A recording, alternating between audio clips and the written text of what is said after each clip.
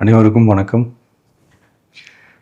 ஒரு 20 வயசு இளைஞராக இருக்கும்போதே புரட்சித் தலைவர் எம்ஜிஆர் அவர்களை நம்பி அவங்களுடைய மன்றத்தில் சேர்ந்தவர். அந்த சின்ன வயசுலேயே எம்எல்ஏ என்ற ஒரு பெரிய பொறுப்பை ஏற்றவர்.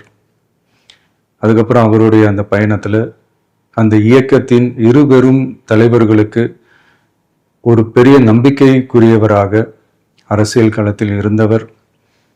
இப்படி 50 வருஷமா ஒரே இயக்கத்தில் இருந்த அண்ணன் செங்கோட்டையன் அவர்கள் இன்னைக்கு அவங்களுடைய அரசியல் அனுபவமும் அவங்களுடைய அந்த அரசியல் களப்பணியும் நம்மளுடைய தமிழக வெற்றி கழகத்திற்கு ஒரு பெரிய உறுதுணையாக இருக்கும் என்ற நம்பிக்கையுடன் இன்னைக்கு அவங்களுக்கும் அவங்களோட இணைந்து பணியாற்ற நம்மளோடு கைகோர்க்கும் அனைவருக்கும் மக்கள் பணியாற்ற வரவேற்கிறேன்.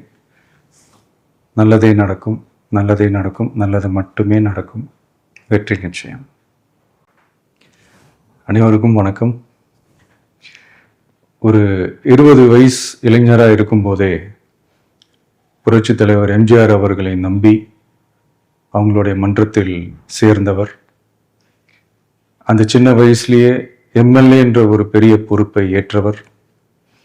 அதுக்கப்புறம் அவருடைய அந்த பயணத்தில் அந்த இயக்கத்தின் இருபெரும் தலைவர்களுக்கு ஒரு பெரிய நம்பிக்கைக்குரியவராக அரசியல் களத்தில் இருந்தவர்.